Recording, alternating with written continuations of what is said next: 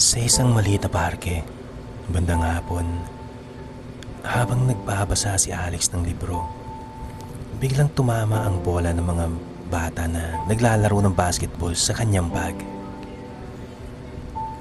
Si Alex nga pala ay isang simpleng binata na buong pusong nagmamahal. Tahimik, ngunit handang gawin ang lahat para sa taong mahal niya. Kasunod ng mga pangyayari, ay may isang babaeng tumatakbo upang kunin ang bolang tumama sa bag ni Alex. At nagkabanggahan sila dahil kukunin din ni Alex ang bola. "Pasensya na po.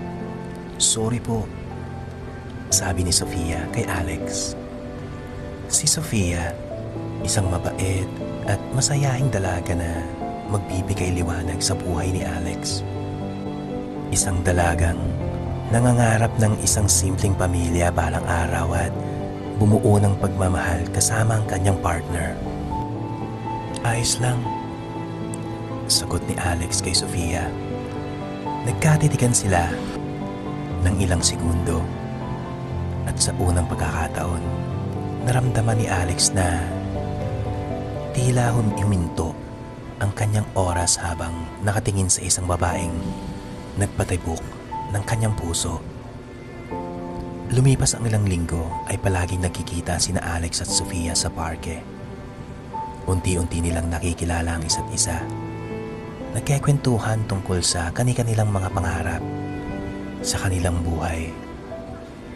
Minsang umulan ay sabay silang naglakad habang pumupuhos ang ulan na ito sa kanilang mga katawan. Minsan naman ay nagkakape sila sa isang cafe shop. Nagkikwentuhan at nagtatawanan. Hindi nila namamalayan na unti-unti na palang nahuhulog ang kanilang loob sa isa't isa. Isang araw, nagpunta ang dalawa sa tabing dagat. Habang papalupok ang araw, hindi ko alam kung kailan nagsimula pero araw na hindi kita nakikita, Sofia.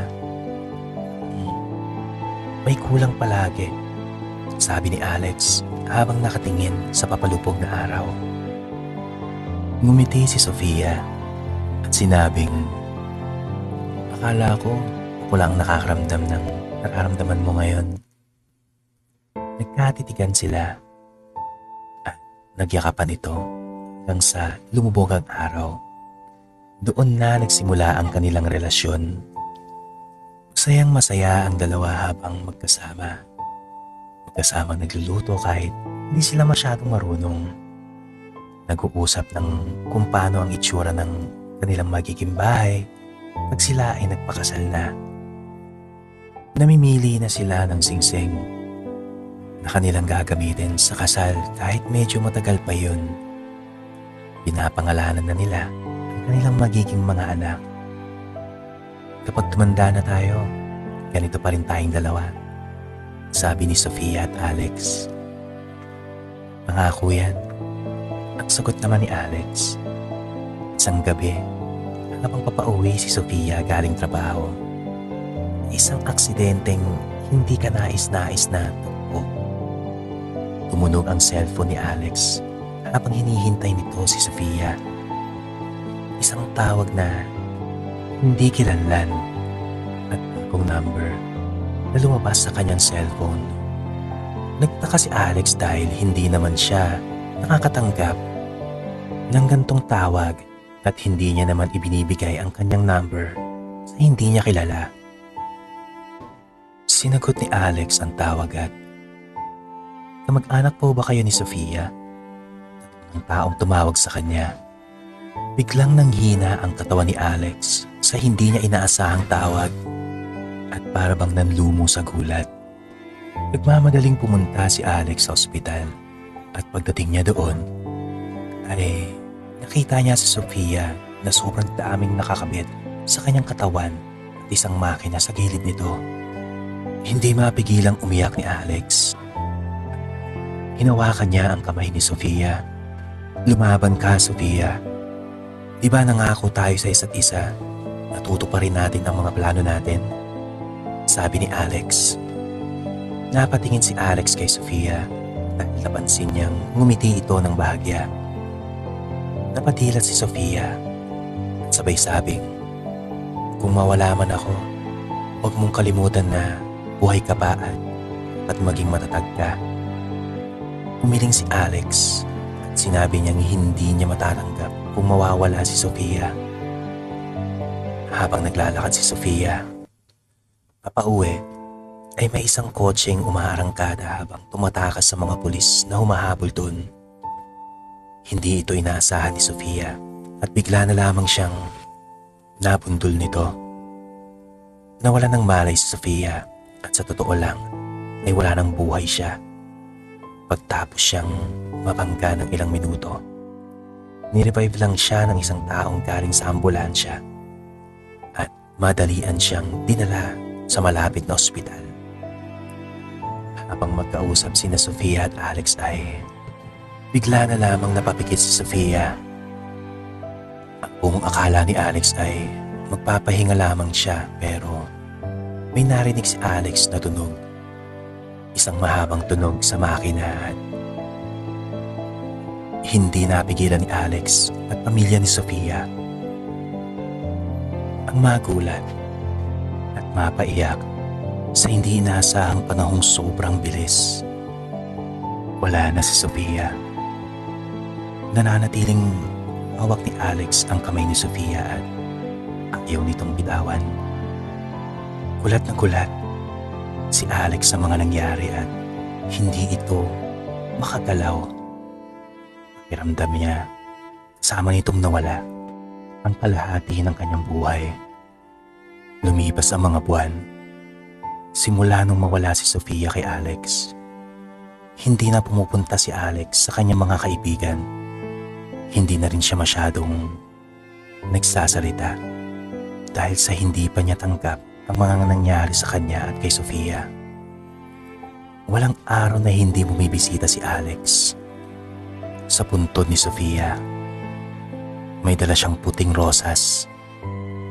Pag siya ay pumupunta kay Sofia, kinakausap pa niya ito na para bang nararamdaman niyang naririnig siya ni Sofia.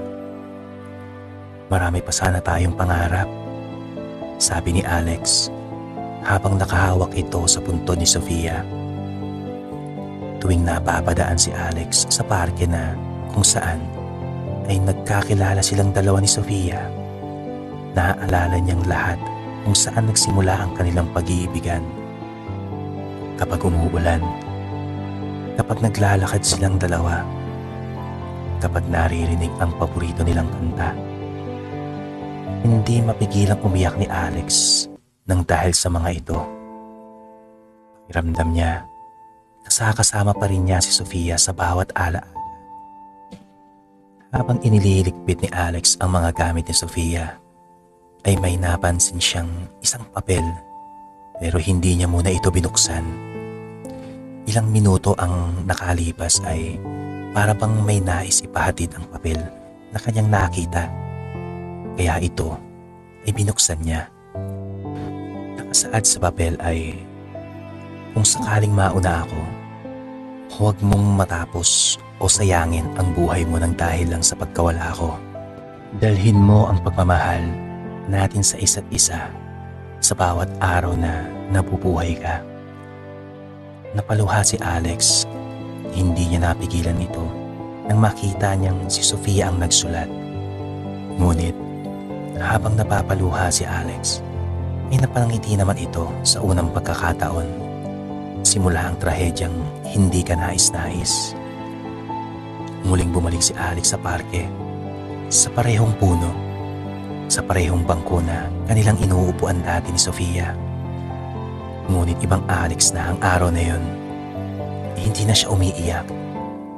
Himik lamang siya habang nakatingin sa langit. "Hindi man kita mayakap, pero alam kong kasama pa rin kita," sabi ni Alex habang nakatingin sa langit na alam niyang nakikinig si Sofia. Lumipas ang maraming taon. Matanda na si Alex. Bitbit pa rin niya ang lumang litrato nila ni Sofia.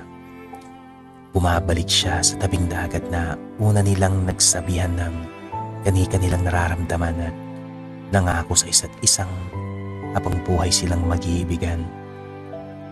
Habang nakatingin sa paglubog ng araw, ngumiti si Alex. Natupad ko ang pangako ko.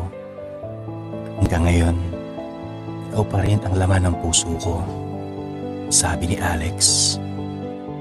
Unti-unti niyang ipinikit ang kanyang mga mata.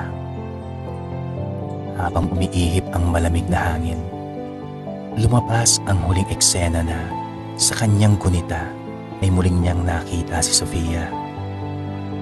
Masaya itong nakangiti at iniabot ang kanyang kamay. Magkahawak silang dalawa, naglakad patungo sa liwanag.